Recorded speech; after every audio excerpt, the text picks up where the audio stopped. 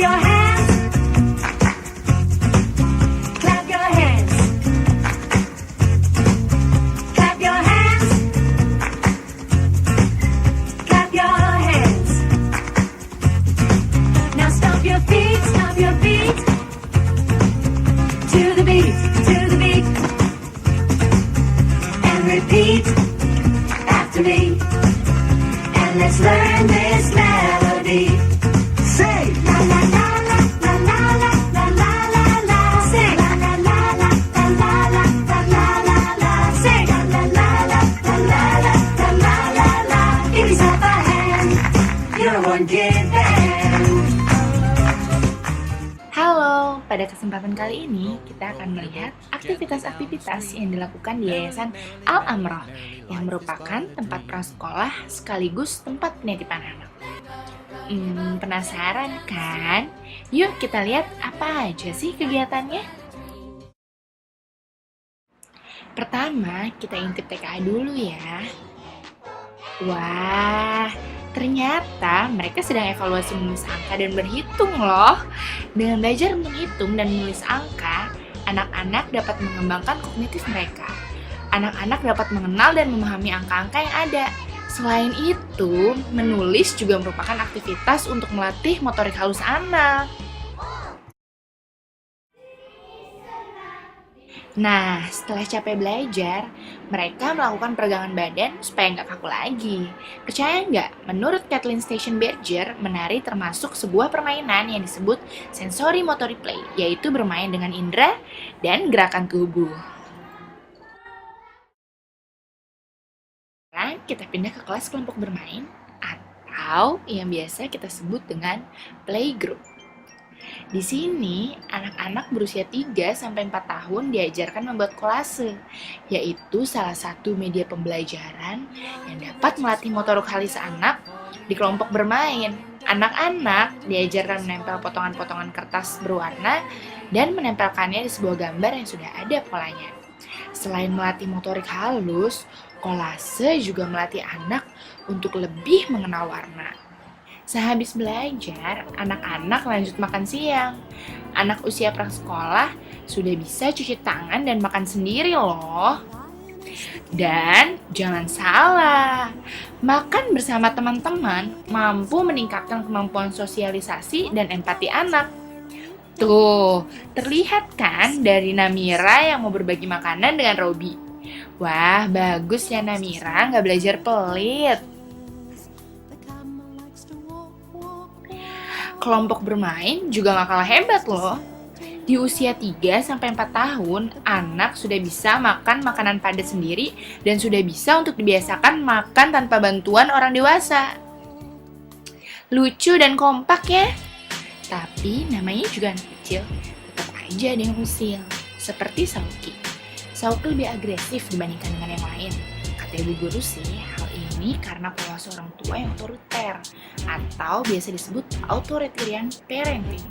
Usut punya usut, Sauki sering dimarahi orang tuanya di rumah. Oleh karena itu, Sauki melampiaskan emosi ke teman-temannya. Ternyata pola asuh harus perhatikan ya. Setelah jam sekolah selesai, ada anak yang pulang ke rumah masing-masing, ada juga yang melanjutkan aktivitasnya di tempat penitipan anak untuk bermain bersama.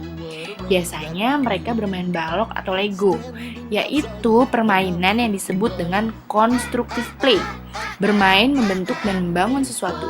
Tujuannya sih nggak lain dan nggak bukan untuk melatih motorik halus anak dan mengenalkan anak terhadap warna. Ada juga yang bermain kuda-kudaan. Atau makan bareng teman-teman biar lebih seru dan lebih banyak makannya. Makannya pakai sendok, Kak. Makannya pakai sendok, sayang. Ada juga yang lebih milih nonton nyanyian edukasi untuk melatih kognisi dan bahasanya. Gurunya peka ya, tahu aja. Zaman sekarang anak harus jago bahasa Inggris. But for your information ya, kalau tadi ada anak yang senangnya bermain bersama teman-teman atau bisa kita sebut dengan associative play. Nah, ada juga nih anak yang senangnya main sendirian. atau bisa kita sebut dengan solitary independent play. Nah, setelah puas main dan makan siang, anak-anak langsung sholat zuhur berjamaah. Hebatnya, mereka udah gak usah disuruh lagi. Dengan kesadaran sendiri, mereka langsung pakai sarung dan mukena, terus sholat berjamaah deh. Hebat kan? Ya, meskipun pada pelaksanaannya masih banyak yang bercanda. Setelah sholat, mereka langsung ambil posisi untuk berdoa mendoakan orang tua mereka. Wah, beruntung sekali orang tuanya punya anak yang soleh dan soleha. Alhamdulillah ya. Nah, sekarang waktunya tidur siang. Gak seperti kebanyakan anak lainnya yang sulit tidur karena separation anxiety. Anak-anak di tempat penitipan anak Al-Amroh ini justru disiplin dan mandiri banget untuk tidur siang. Wah, salut deh buat guru-guru Al-Amroh yang jago ngedidik anak untuk jadi disiplin dan mandiri. Anak-anak biasa tidur sekitar 2-3 jam. Setelah bangun tidur, mereka langsung mandi tanpa harus dipaksa lagi loh. Anak-anak dimandikan oleh babysitter yang disediakan yayasan. Tips buat ibu-ibu di rumah, pada usia ini anak lagi senang-senangnya bermain. Gak heran kalau banyak bakteri yang menempel di tubuh mereka. Makanya, memandikan anak usia awal harus telaten dan benar-benar bersih.